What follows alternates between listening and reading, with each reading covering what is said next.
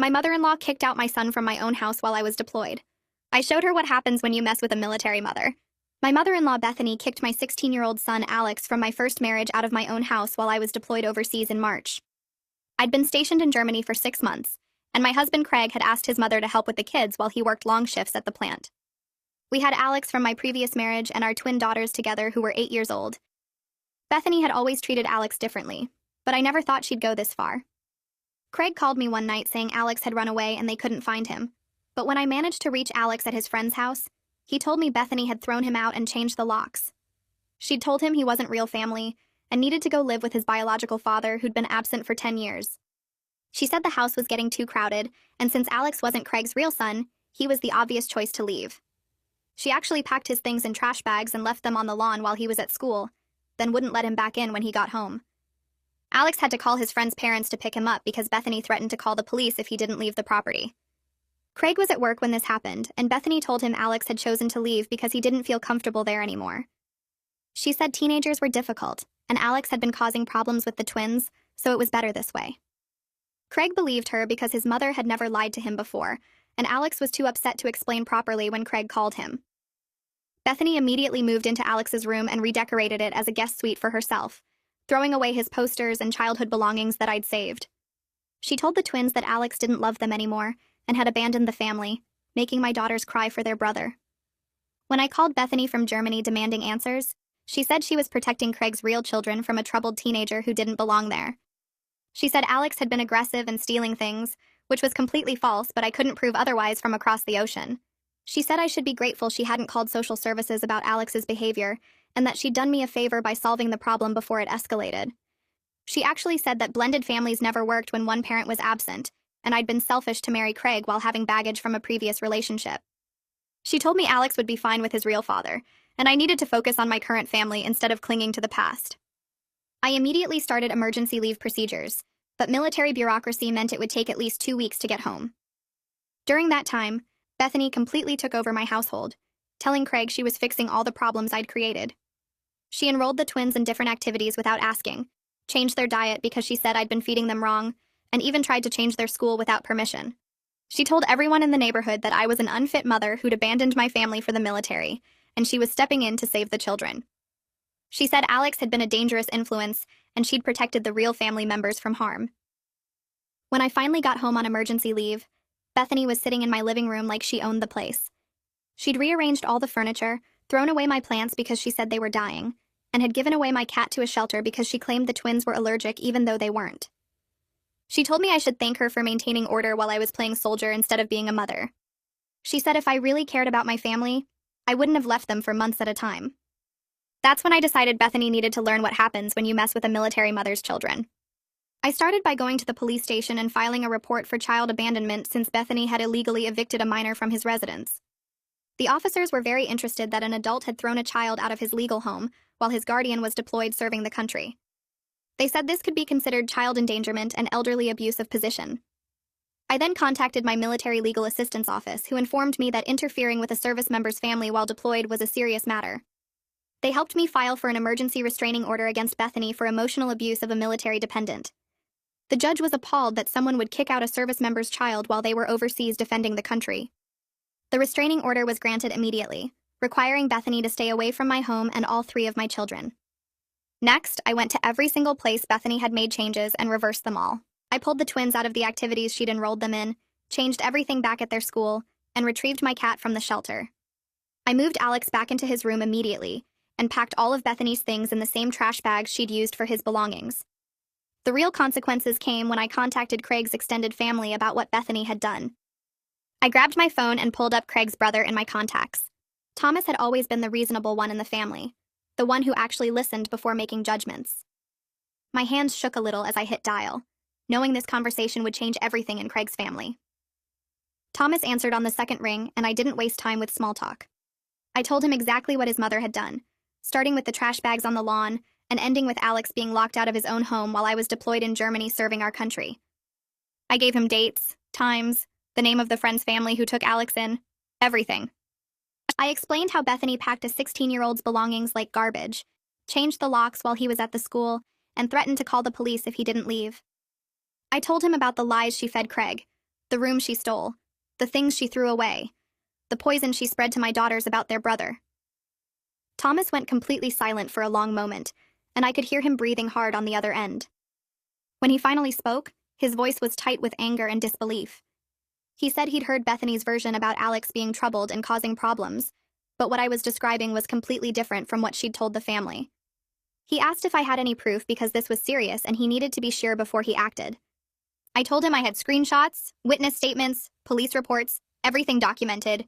He said to send it all to him right now because if this was true, the family needed to know what kind of person Bethany really was.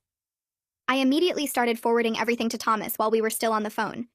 I sent him screenshots of my frantic calls with Alex from Germany, the timestamps showing when I was trying to reach him while Bethany was feeding Craig lies. I forwarded Luna's written statement about finding Alex on the lawn with trash bags, her description of Bethany's cold refusal to let him back in his own home.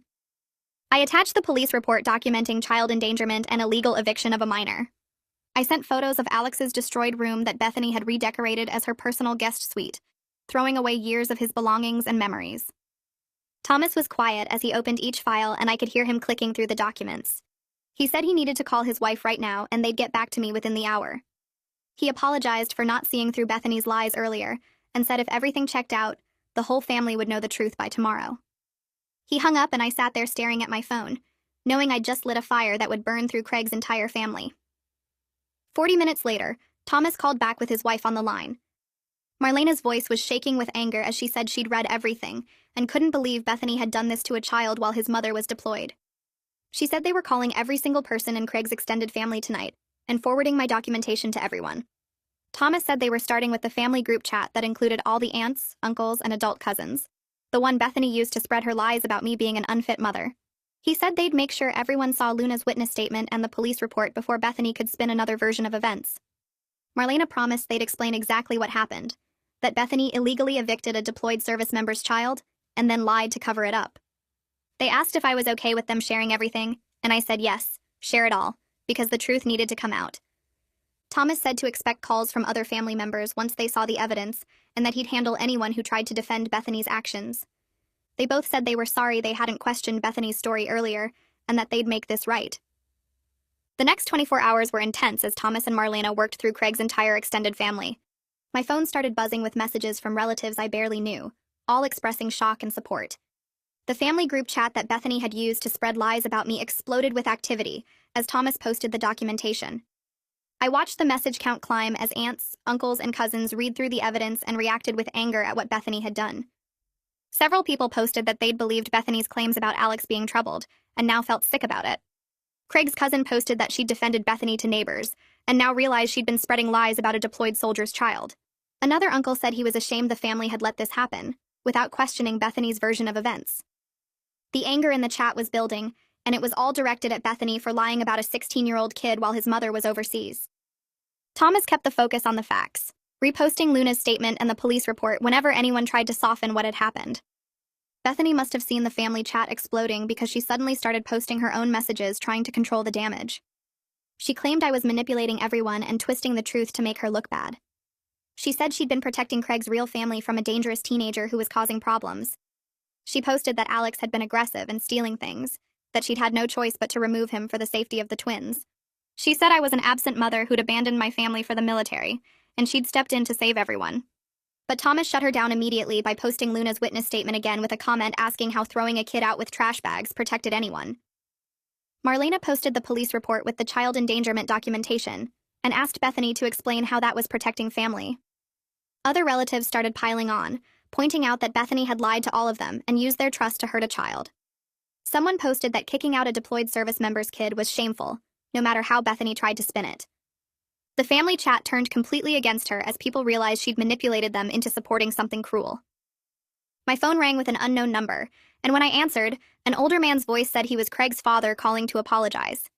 He said he was ashamed and angry that his ex-wife had done something so wrong to my son while I was serving overseas. He'd been divorced from Bethany for years but still heard family news, and he'd believed her version about Alex being troubled. Now he'd seen the real evidence and he felt sick about what she'd gotten away with while I was helpless in Germany. He said Bethany had always been controlling and manipulative, but he'd never imagined she'd go this far. He asked if there was anything he could do to help make this right, and I told him the truth coming out was already helping.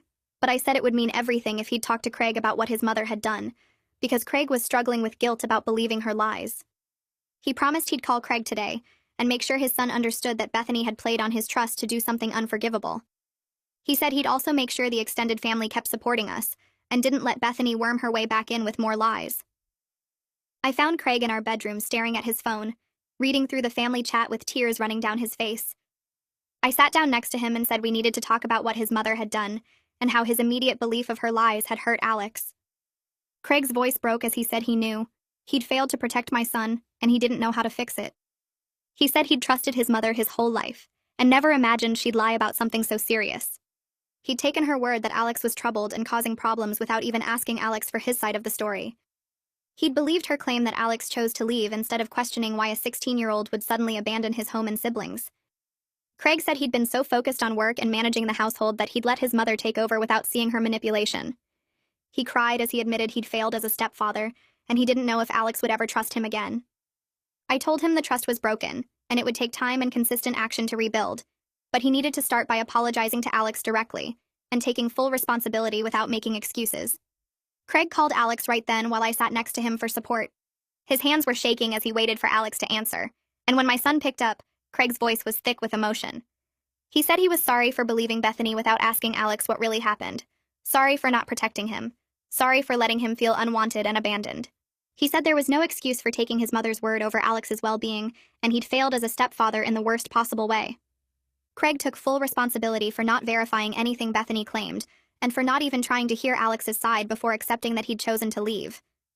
He said he understood if Alex couldn't forgive him, and that he'd spend however long it took proving through actions that Alex was wanted and valued in our family. Alex's voice was quiet and guarded when he responded, saying he accepted the apology but things felt different now.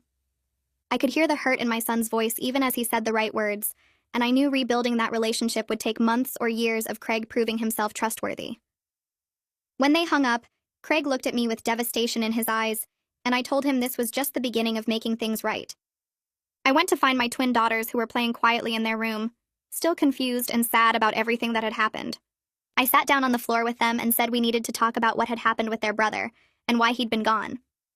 I explained in simple terms that Alex hadn't chosen to leave and hadn't stopped loving them.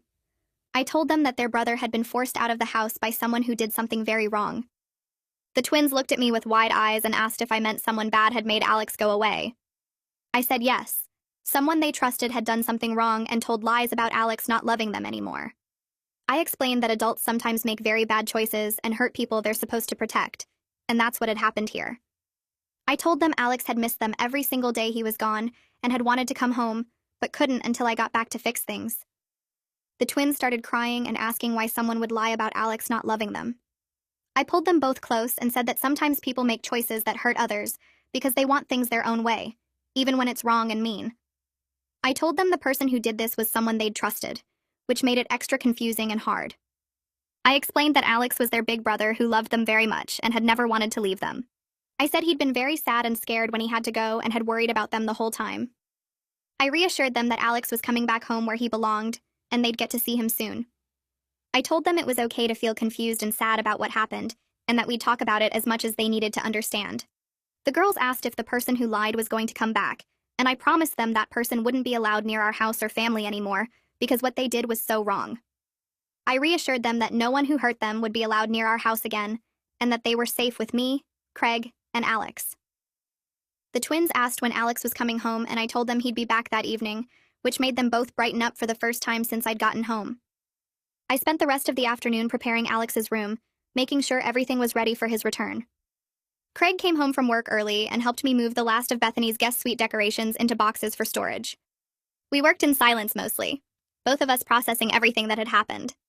When Alex's friend Kieran's mom dropped him off around 6 that evening, I heard the front door open and the twins shrieked with excitement. I came out of the kitchen to see my daughters running full speed down the hallway toward their brother. They crashed into him with so much force that Alex actually stumbled backward a step, wrapping his arms around both of them as they started crying. The twins were apologizing over and over, saying they were sorry for thinking he didn't love them anymore. Alex knelt down to their level and hugged them tighter, telling them it wasn't their fault, and that he'd never stopped loving them for even 1 second. He said Grandma Bethany had lied to them and done something very wrong, but that he was home now and wasn't going anywhere. I stood there watching this reunion with my heart breaking and mending at the same time, feeling relief that my kids were together again, but also burning anger at Bethany for putting them through this pain. The twins pulled Alex into their room to show him everything they'd made for him while he was gone, drawings and cards they'd been saving. I let them have their time together while I started making dinner, listening to their voices and laughter floating down the hallway. Craig joined me in the kitchen, and we both just stood there for a moment, taking in the sound of our 3 kids being a family again. That night after dinner, I called several family therapists until I found one who could see us quickly for an emergency appointment. Georgia Robertson had availability the next afternoon and specialized in family trauma, which was exactly what we needed. I explained the situation briefly over the phone, and she agreed to see all 3 kids individually first to assess the damage. I scheduled Alex for the next day at 3, then the twins together at 4:30 since they were young enough to benefit from joint sessions. Georgia told me she'd talk to me privately after meeting with the kids to give me her professional assessment of what we were dealing with. I hung up feeling like I was finally taking concrete steps to help my children heal from what Bethany had done to them. The next afternoon, I drove Alex to Georgia's office, which was in a small professional building near the elementary school. Alex was quiet in the car, picking at his thumbnail the way he always did when he was nervous. I told him the therapist was there to help him talk through everything that happened, and that whatever he said would stay between them unless he was in danger. Alex nodded but didn't say much, and I could see the walls he'd built up over the past few weeks. Georgia met us in the waiting room, a woman in her 40s with kind eyes and a calm presence that immediately put me at ease. She shook Alex's hand and introduced herself, then led him back to her office while I waited. 45 minutes later, Alex came out looking tired but a little lighter somehow, like he'd set down something heavy he'd been carrying. Georgia asked if I could come back to talk to her after the twins' session, and I agreed.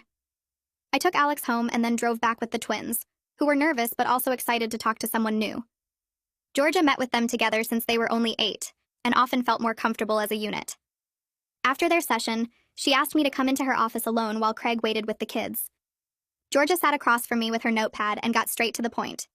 She said Alex was showing clear signs of trust issues and abandonment trauma from what Bethany had done. He was struggling with feeling unwanted and questioning whether adults in his life would suddenly turn on him like his grandmother had. She said he was also processing feelings of betrayal toward Craig for initially believing Bethany's lies instead of trusting him. Georgia explained that rebuilding that relationship would take time and consistent action from Craig to prove he was trustworthy. She said Alex needed weekly individual therapy sessions for at least the next few months to work through these issues. Then she talked about the twins, who were struggling with their sense of security and questioning whether other trusted adults might suddenly lie to them or hurt them too. Georgia said they were showing signs of anxiety about separation and were worried about Alex leaving again, even though I'd explained he was home to stay. She recommended family therapy sessions in addition to the individual work, so we could all learn to communicate better and rebuild trust as a unit. I left her office with a schedule of appointments and a reading list of books about helping kids process trauma. 3 days later, I got a call from the twins' school principal saying there had been an incident during pickup time. My stomach dropped as the principal explained that Bethany had shown up at the school trying to see the girls. The school security guard had recognized her from the photo I'd provided when I registered the restraining order with the office. He'd immediately called the police per the court order while blocking Bethany from entering the building. Bethany had been standing at the fence line claiming she just wanted to see her granddaughters, and that everyone was overreacting. The principal said the twins hadn't seen her because they'd been kept inside until the situation was resolved. The police had arrived within 10 minutes and escorted Bethany away from the school property. I thanked the principal for following protocol and drove straight to the police station to file a report about the restraining order violation. The officer who took my statement was the same one who'd helped me file the original child endangerment report. He told me that violating a restraining order was a serious offense that carried potential jail time. I called Jeremy Owens, my military legal assistance attorney, from the parking lot and explained what had happened. Jeremy said this violation actually strengthened our case because it showed Bethany's complete disregard for court orders and boundaries. He said we could use this to request an extension of the restraining order and potentially pursue additional charges. I felt a grim satisfaction knowing that Bethany's actions were building a documented case against her. That weekend, Craig's brother Thomas called and said the family wanted to hold a gathering to confront Bethany about everything she'd done. Thomas said he'd been talking to other family members, and everyone was on the same page about holding her accountable. He asked if I'd be comfortable attending and bringing documentation of what had happened. I agreed and spent the next day organizing copies of the police reports, Luna's witness statement, and the restraining order violation. The gathering was at Thomas and Marlena's house on Sunday afternoon. Most of Craig's extended family was there, sitting in the living room and spilling into the dining room. Bethany arrived last, clearly not knowing what she was walking into. Thomas stood up and asked everyone to take a seat, then turned to his mother with a serious expression. He started by saying they all needed to talk about what had really happened with Alex and the lies she'd told the family. Bethany immediately tried to interrupt, but Thomas held up his hand and said she needed to listen first. He laid out the timeline of events, from throwing Alex out with trash bags to moving into his room to lying to Craig about why Alex had left. He mentioned the restraining order and the violation at the twins' school. Thomas made it clear that the entire family knew the truth now and stood with me and the kids, not with her. Bethany's face went red and she started crying, saying everyone had turned against her unfairly. She claimed she'd only been trying to help and protect Craig's real family. But Marlena stood up and walked over with the police report in her hand. She started reading aloud from it, describing how Bethany had packed a minor child's belongings in trash bags and changed the locks while his mother was deployed overseas. Then Marlena read Luna's witness statement about finding Alex on the lawn with his things, scared and confused about where to go. The room was completely silent except for Marlena's voice reading the documented facts of what Bethany had actually done. Bethany tried to interrupt again, but Craig's father, who'd been sitting quietly in the corner, spoke up. He said he was ashamed to have been married to someone who would throw out a child while his mother served overseas defending the country. He said he'd been ashamed of Bethany for years, but this was the final straw, and he wanted me to know the whole family stood with me and the kids. The room stayed quiet after that, with everyone looking at Bethany like they were seeing her clearly for the first time. She tried one more time to defend herself, saying she'd only wanted to protect the family, but Thomas cut her off and said the family gathering was over for her, and she needed to leave. Craig's uncle walked her to the door while she cried and protested, and after she left, the whole family spent another hour talking about what had really happened and how they could support us going forward. Several relatives apologized for believing Bethany's lies about Alex being troubled, and Craig's father said he wanted to help pay for family therapy, since his ex-wife had caused so much damage. That weekend, I took Alex to the hardware store to pick out new paint for his room, letting him choose whatever color he wanted to replace the boring beige Bethany had painted over his dark blue walls. He picked a deep navy color, and we spent Saturday afternoon painting together while Craig worked on removing the fancy curtains Bethany had hung and reinstalling Alex's old blackout blinds. Alex was quiet for most of the painting, just focusing on getting the roller strokes even, but then he stopped in the middle of the second wall and set down the roller. He stood there looking at the half-painted wall and started talking about that day when Bethany changed the locks. He described coming home from the school and seeing his stuff in trash bags on the lawn, all his clothes and books and the gaming console I'd saved up to buy him for Christmas just dumped out there like garbage. He said he'd tried his key in the front door 3 times before he understood that she'd actually locked him out of his own house. And he'd stood there on the porch knocking and calling for Bethany while she watched him through the window and didn't open the door. He talked about how scared he was, not knowing where to go or what he'd done wrong, wondering if Craig had told her to get rid of him because he didn't want a stepson anymore. He said he'd called Craig's phone 5 times, but it went to voicemail because Craig was in a production meeting at the plant, and he'd finally called Kieran's mom because he didn't know what else to do. His voice cracked when he described sitting on the curb with those trash bags, watching other kids from the school walk by and stare at him, feeling like everyone could see that he'd been thrown away. He said the worst part was wondering if I would even care when I found out, or if I'd agree with Bethany that he didn't really belong in our family since he wasn't Craig's real son. I set down my own paint roller and walked over to him, putting my hands on his shoulders and making him look at me. I told him that what Bethany did had nothing to do with him being wanted or not wanted, that it was entirely about her being cruel and controlling and unable to handle not being the center of attention in Craig's life. I said she'd seen him as competition for Craig's love, and had decided to eliminate that competition in the most horrible way possible, but that her actions reflected her problems, not his worth. I promised him that I would never let anyone make him feel unwanted in our home again, that this was his house and his family, and nobody would ever change the locks on him. I told him Craig was working hard in therapy to understand how he'd failed to protect him and to prove he could be trustworthy again, even though I knew the trust between them was badly damaged. I said it was okay if he needed time to believe that he was safe here, that he didn't have to forgive anyone on any timeline, but his own, and that I would make sure he always had a place to come home to, no matter what. Craig came into the room then carrying Alex's old posters that I'd stored in the garage after rescuing them from Bethany's trash bags. He set them down carefully against the wall and told Alex that he'd failed him by believing his mother's lies without even asking for Alex's side of the story.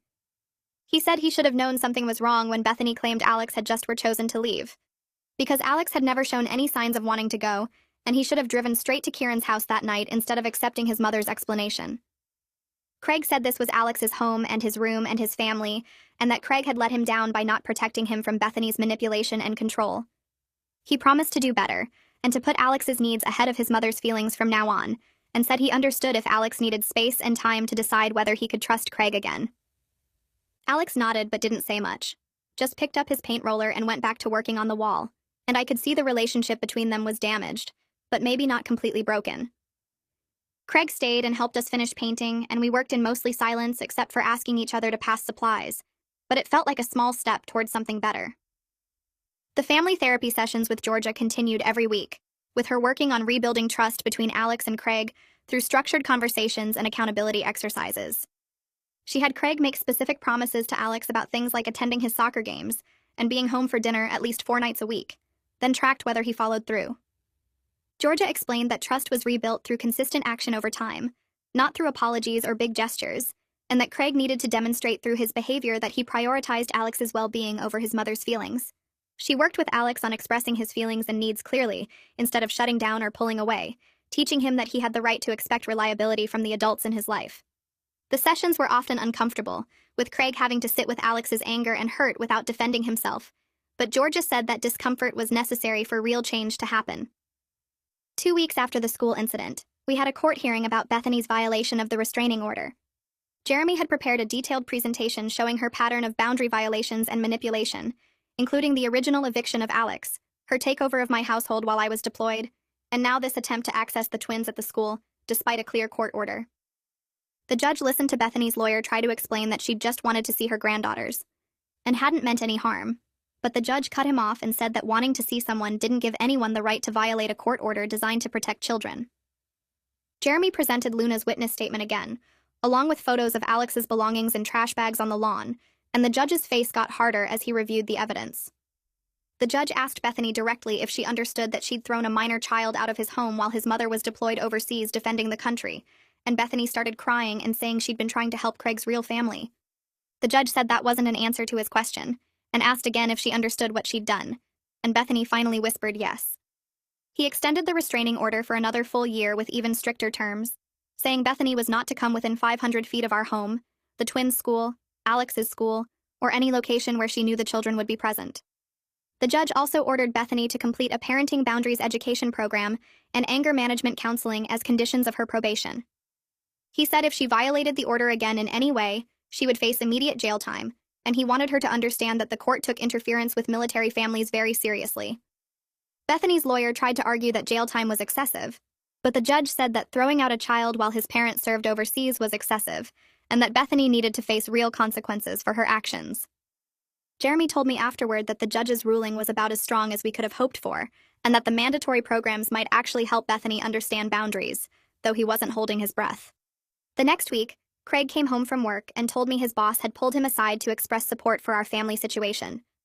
Thomas had mentioned something to a mutual colleague who worked in Craig's department, and word had spread through the plant about what Bethany had done to Alex while I was deployed. Craig's boss told him to take whatever time he needed for family therapy appointments, and said the company supported military families dealing with difficult situations. Several of Craig's coworkers had also approached him privately to say they couldn't believe his mother had done something so cruel, and that they stood with our family. Craig said the community support made him realize how wrong his mother's actions had been, because people who barely knew us were more outraged on Alex's behalf than he'd initially been. He said he was ashamed it had taken other people's reactions to make him fully understand the severity of what his mother had done, but he was grateful for the wake-up call. I scheduled a meeting with the twins' school counselor to check on their emotional adjustment and make sure they were processing everything in healthy ways. The counselor said she'd been monitoring them during class and lunch periods, and they seemed to be bouncing back well with the support of therapy and honest conversations at home. She said they were asking good questions in age-appropriate ways about why adults sometimes lie and how to know who to trust, which showed they were working through the confusion Bethany had created. The counselor mentioned that one of the twins had told her friend that sometimes grandmas make bad choices and have to have consequences, which showed she was integrating the lessons we'd been teaching at home. I felt relieved that they weren't showing signs of lasting damage, though the counselor cautioned that we should continue monitoring their trust issues and attachment patterns as they got older. A few days later, Luna called and invited our whole family over for dinner on Friday night, as a gesture of support and solidarity. She said Kieran had been asking when Alex could come over again, and she wanted us to know that their family stood with ours through this whole situation. I accepted gratefully, knowing that Alex needed to see that good people had supported him when Bethany betrayed him. Friday evening, we drove to the Winters house and Luna greeted us at the door with hugs for everyone, including Craig, even though they'd never met before. She'd made a huge lasagna dinner with garlic bread and salad, and we all sat around their dining table while the kids caught up on the school gossip and video games. Luna told me she was glad she'd documented what she saw that day with the trash bags on the lawn, because she'd known immediately that something was very wrong with an adult throwing a teenager out like that. She said she'd taken photos of Alex sitting on the curb with his belongings before she'd even approached him, just in case there were legal issues later, and those photos had been part of Jeremy's evidence package to the court. During dinner, Kieran and Alex joked around like normal teenagers, teasing each other about their terrible gaming skills, and arguing about which superhero movie was better. Watching them laugh together made me grateful that Alex had this safe place to land when Bethany betrayed him, and that Kieran's family had opened their home without hesitation. After dinner, Luna and I sat on the back porch while Craig helped Kieran's dad clean up the kitchen and the kids played video games in the basement.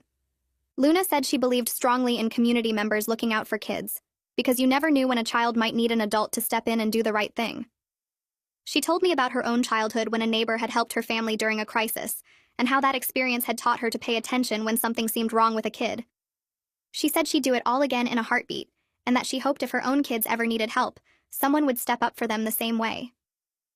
I drove home from the Winters house feeling grateful for their support, but my mind was already on the next challenge facing our family. Craig had been quiet during dinner, barely touching his food, and I knew he was struggling with what his mother had done, and his own role in believing her lies.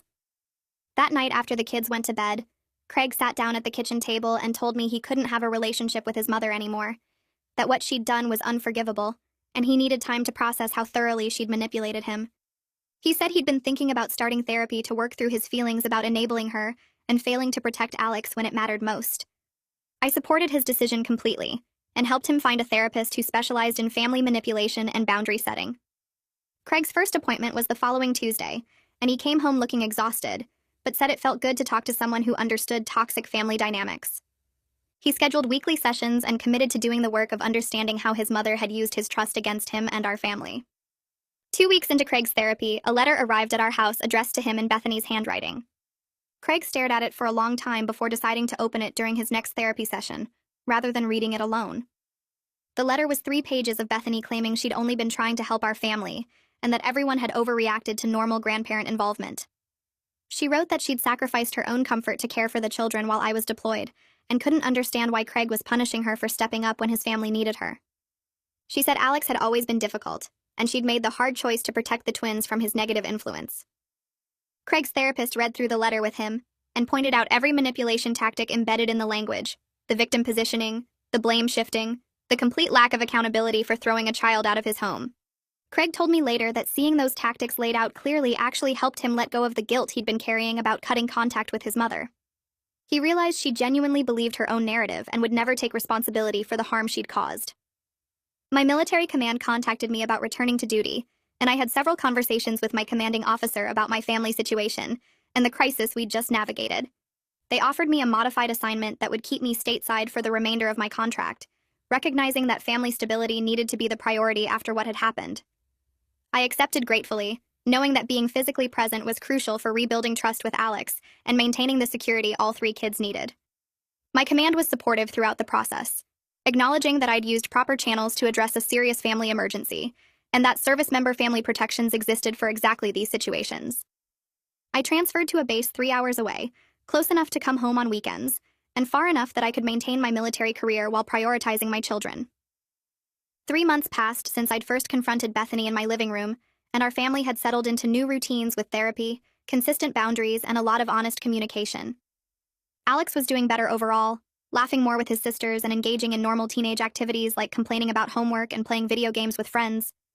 But Georgia told me during one of our family sessions that Alex still had moments of anxiety where he questioned whether he was really wanted, or if adults would suddenly turn on him again. She worked with him on recognizing these thoughts as trauma responses rather than reality, teaching him grounding techniques and ways to challenge the negative beliefs Bethany had planted. I made sure to consistently reinforce that he belonged in our family, that his room was his space, and that nothing anyone said or did would change the fact that he was my son, and this was his home. Some days he believed me easily, and other days I could see the doubt creeping back in, but Georgia assured me this was normal healing and would improve with time and consistency. The twins bounced back faster than I expected, showing the natural toughness of young children who can adapt when given security and honesty. They occasionally asked questions about why Grandma Bethany had done what she did, wanting to understand how a grandmother could lie about their brother and make them cry.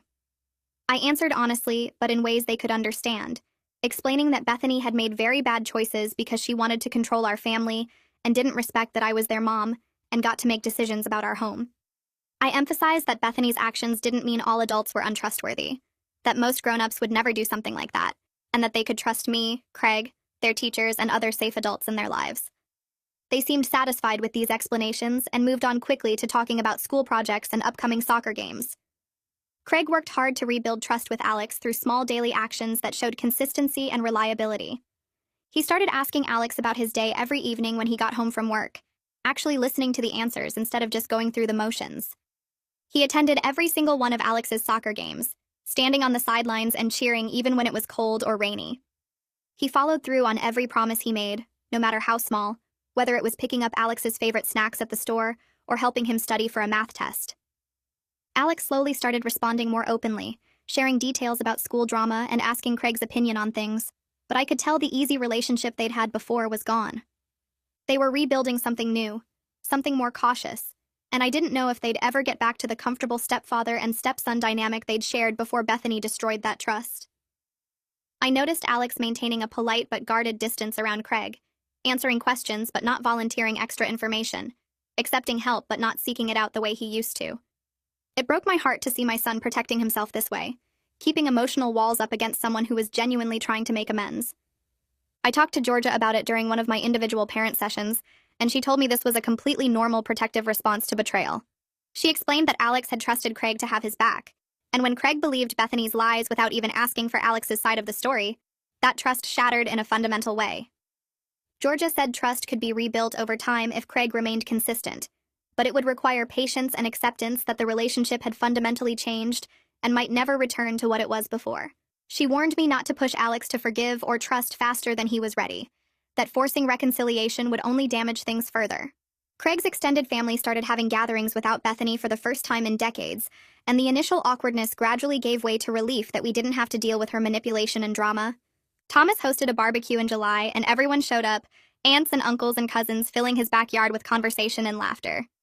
His kids asked where Grandma was, and Thomas knelt down to their level and explained honestly that she'd made serious mistakes and hurt people in the family, so she had to stay away until she took responsibility and showed she could be trusted again. The kids accepted this explanation and ran off to play, and the adults exchanged glances that said we were all grateful for her absence. Craig's aunt mentioned how peaceful it was not to worry about what Bethany might say or do, not to have to manage her feelings or deal with her criticisms of everyone's parenting and life choices.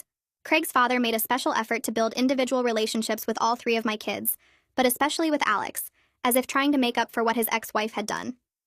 He took Alex fishing one Saturday morning, just the two of them, and they spent hours on the lake talking about nothing important and everything that mattered. Craig's father told Alex stories about Craig as a kid, the trouble he'd gotten into and the dreams he'd had, helping Alex see Craig as a real person who'd made mistakes and grown from them. When they got back, Alex seemed lighter somehow, like having his step-grandfather's attention and acceptance had filled some of the holes Bethany had created. Craig's father kept showing up consistently after that, taking Alex to baseball games and teaching him how to change his car's oil, building trust through actions instead of words. Bethany completed her court-ordered parenting boundaries program and anger management counseling over the following months, attending every session as required by her probation. But according to the reports Jeremy received from her counselor, she made no genuine attempt at accountability or real change. She told her counselor that everyone had overreacted to normal grandparent involvement, that she'd been trying to help a struggling family and got punished for her efforts. She maintained that Alex had been troubled, and she'd made a difficult but necessary choice to protect the other children. Her complete lack of insight or genuine remorse confirmed what we'd all suspected. Bethany truly believed her own narrative and would never take responsibility for the harm she'd caused.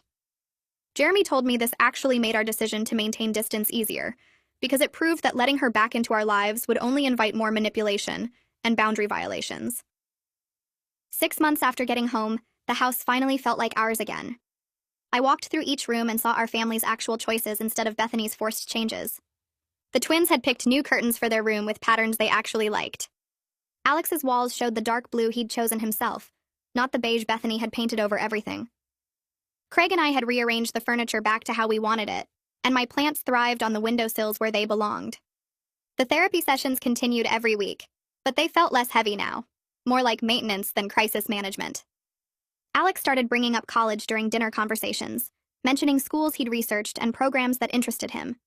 He talked about staying within a few hours of home, close enough to visit on weekends but far enough to have his own space.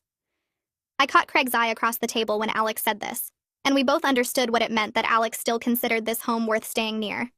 Georgia pointed this out during our next family session, explaining that future planning indicated Alex was processing the trauma and moving forward instead of staying stuck in what happened. She said his willingness to maintain connection with us showed the family bonds had survived Bethany's attempt to destroy them. Craig and I started having harder conversations after the kids went to bed, sitting at the kitchen table with coffee and talking about things we'd avoided for months. He admitted his relationship with his mother had always affected his judgment, that he'd learned to trust her version of events automatically, because questioning her meant dealing with guilt trips and manipulation. I told him how his initial belief of Bethany's lies had damaged not just Alex, but my trust in him too, that I'd questioned whether he really saw Alex as his son or just tolerated him for my sake. Craig cried during these talks, which I'd rarely seen before, and he kept apologizing for failing to protect Alex when it mattered most. We agreed that any future contact with Bethany would require couples counseling first, and unanimous agreement from everyone in the family, including all 3 kids. This seemed unlikely to ever happen given everything she'd done, but we wanted clear boundaries established in case she tried to push her way back in.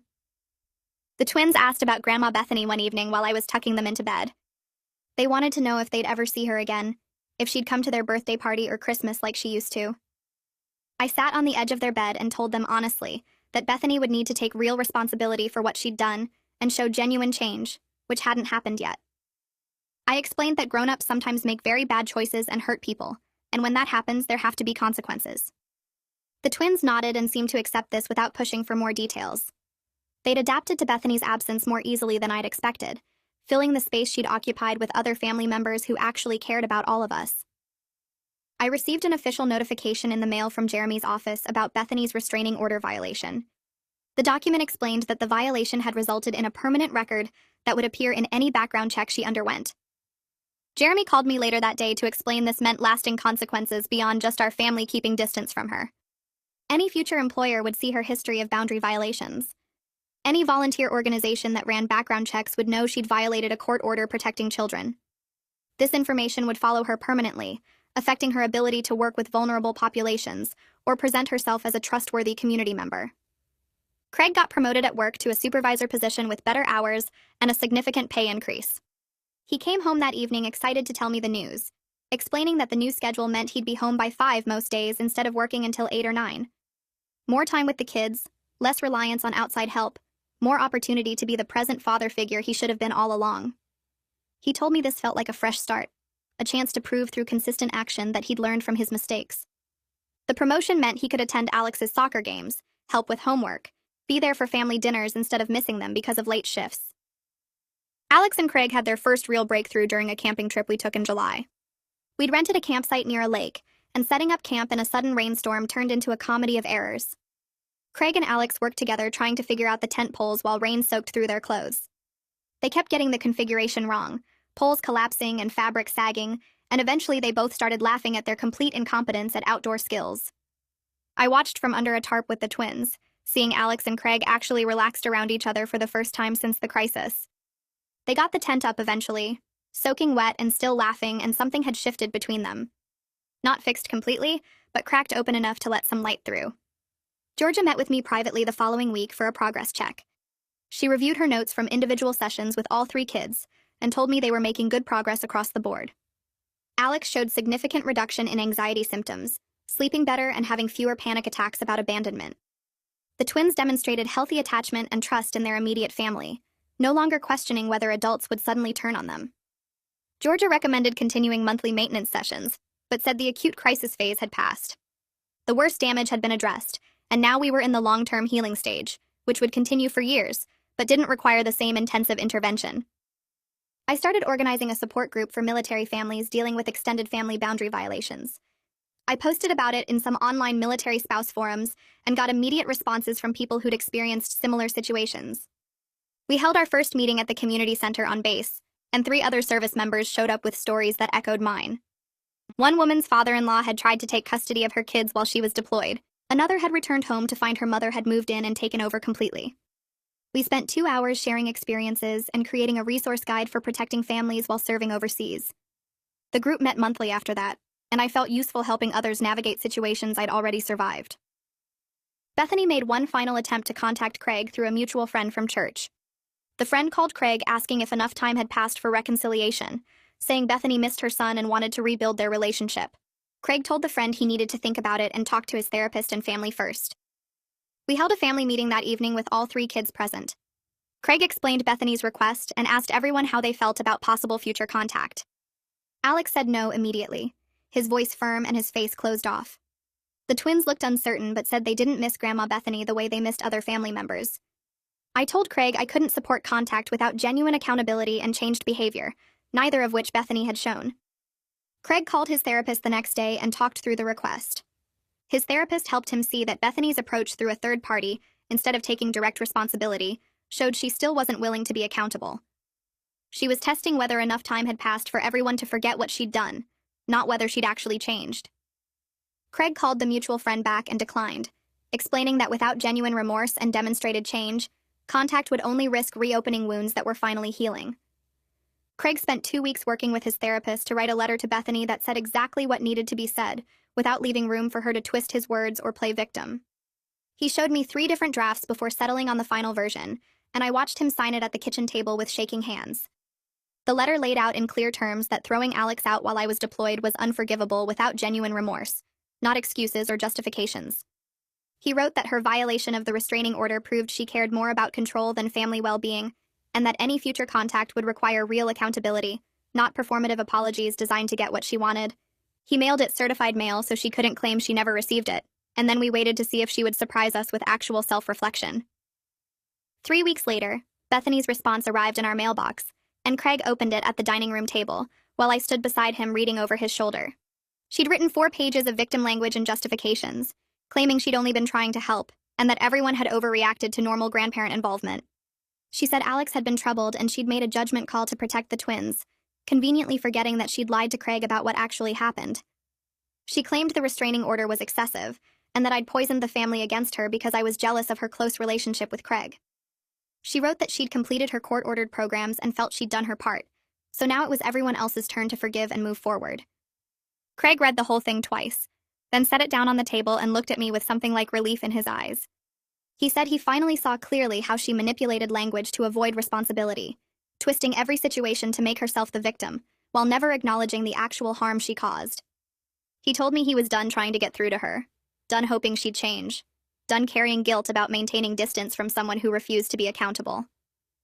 9 months had passed since I'd come home from Germany to find my son thrown out, and my household taken over, and Alex and I were driving back from his soccer practice on a Tuesday evening in December.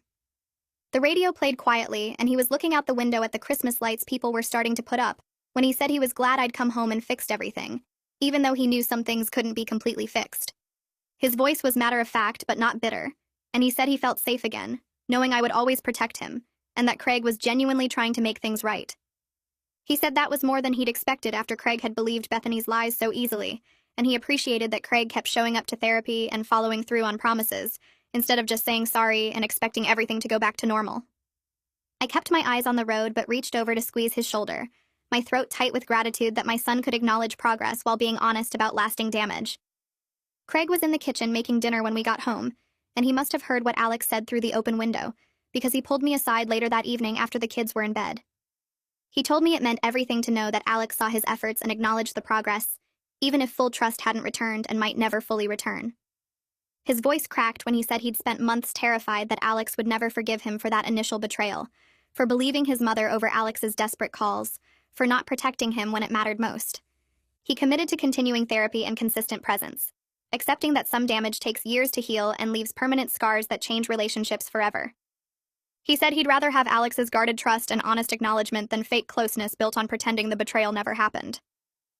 The twins came to me the next week with construction paper and markers, saying they wanted to make thank you cards for Kieran's family because their teacher had talked about gratitude and community helpers. They drew pictures of houses and stick figures, and wrote in their careful second-grade handwriting, that they were thankful the Winters family had helped Alex when he needed somewhere safe to stay. I helped them address the envelopes and we walked them over to the Winters house together, where Luna answered the door and were invited us in for hot chocolate. She read the cards right there in her entryway, and tears filled her eyes as she told the girls these were the sweetest things she'd ever received. She said it showed they understood community care and looking out for each other, which were values she was glad to see taking root despite the trauma they'd experienced. The twins beamed with pride and asked if they could play with Kieran's little sister while we talked, and Luna and I spent an hour in her kitchen discussing how our kids were processing everything and supporting each other through the ongoing healing. I'd been wrestling with a major decision for months, and I finally sat down with my commanding officer to discuss not re-enlisting when my contract ended in March. The military had been my career for 12 years, and I'd planned to make it to retirement, but the crisis with Bethany had shown me that my physical presence mattered more than I'd wanted to admit. I couldn't guarantee that another deployment wouldn't happen, couldn't promise my kids that I'd always be there when they needed me if I stayed active duty. My CO was understanding and said family had to come first, especially after what we'd been through, and he helped me start the transition paperwork to veteran status.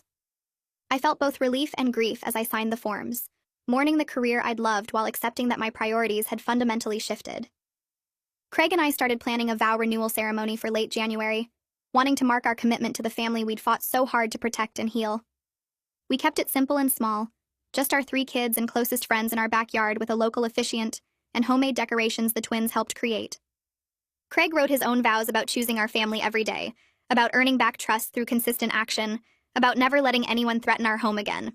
I wrote mine about coming home to fight for what mattered, about building a family strong enough to survive betrayal, about moving forward together with honest acknowledgement of both damage and healing.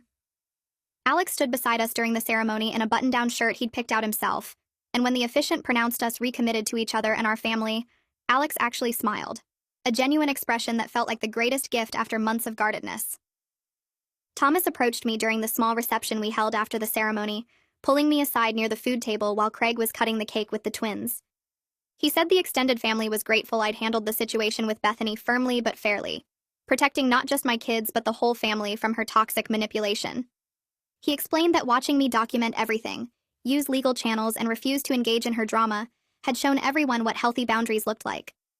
Then he told me that Craig's father wanted to establish college funds for all 3 kids as a gesture of support and apology for what Bethany had done. He said Craig's dad felt terrible that his ex-wife had caused such harm and wanted to do something meaningful to show the kids they were valued and supported by the family that mattered. A full year had passed since that March night when Craig called to tell me Alex had run away, and I stood in my kitchen looking at my family gathered around the table for Sunday dinner. Alex was thriving in his junior year with college applications on the horizon. The twins were happy and secure with their new understanding that families could survive hard things, and Craig had proven through consistent daily action that he prioritized our children over his mother's manipulation. We still had moments of struggle, still dealt with Alex's occasional guardedness, and the twins' questions about why Grandma Bethany couldn't visit, but we genuinely healed in the ways that mattered most. We carried awareness that trust could be broken and had to be actively maintained, that family wasn't just blood, but consistent choice and protection, that some people would always prioritize control over love. Georgia scheduled a final family session for early February to mark our official transition from active therapy to occasional check-ins as needed. She gathered all 5 of us in her office and reflected on our progress and resilience, noting that we'd done the hard work of honest communication, accountability, and rebuilding that many families avoided because it was uncomfortable. She told the kids they should be proud of how they'd processed difficult emotions and maintained connection despite betrayal by a trusted adult, and that the skills they'd learned would serve them throughout their lives. She said Alex's ability to acknowledge both progress and lasting damage showed emotional maturity beyond his years, that the twins' capacity to extend forgiveness while maintaining boundaries was remarkable, and that Craig's commitment to consistent action rather than empty promises had made all the difference. She looked at me and said I'd protected my family fiercely, while still allowing space for healing and growth, and that balance was what had made our recovery possible. I started my new job with the Veteran Family Services office in April, walking into a small brick building downtown where 3 other advocates worked at metal desks covered in case files.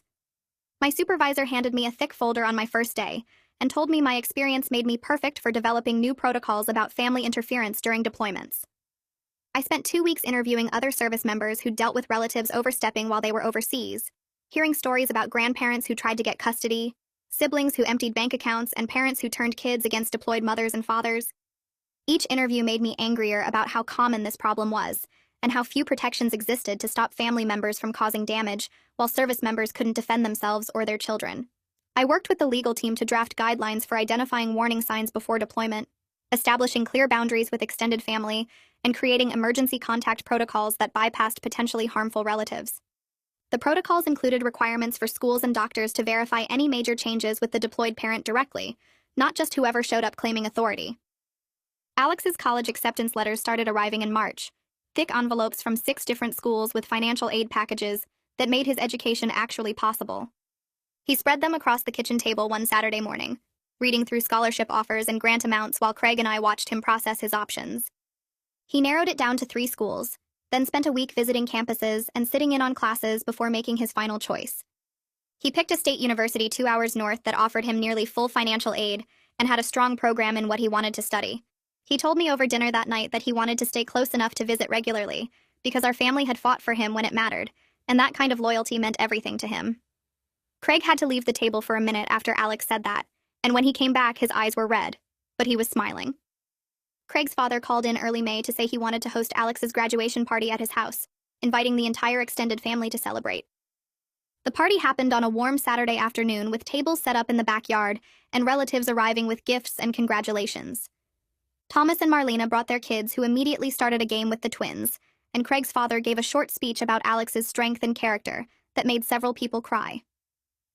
Throughout the afternoon, different relatives pulled Alex aside to tell him privately how proud they were of how he'd handled an impossible situation, how impressed they were with his college acceptances, and how glad they were that he was part of the family. Nobody mentioned Bethany's name, but her absence was obvious in the way people kept emphasizing that Alex belonged here with family who chose him and stood by him. Alex smiled more that afternoon than I'd seen in months, surrounded by cousins and aunts and uncles who'd rejected Bethany's manipulation and decided he mattered more than keeping peace with her. I stood at the edge of the yard watching Alex laugh with his sisters and accept congratulations from extended family who'd proven themselves when it counted. The satisfaction I felt wasn't about revenge or punishment. It was about knowing I'd used every resource available to protect my son and hold someone accountable for real cruelty. Our family wasn't perfect, and some damage would probably never completely heal, but we were strong and honest and committed to each other in ways that betrayal had tested without breaking us. Alex caught my eye from across the yard and raised his glass of lemonade in a small toast, and I raised mine back, both of us understanding without words that we'd survived something that could have destroyed us, but instead made us more careful about who we trusted and more grateful for the people who deserved that trust.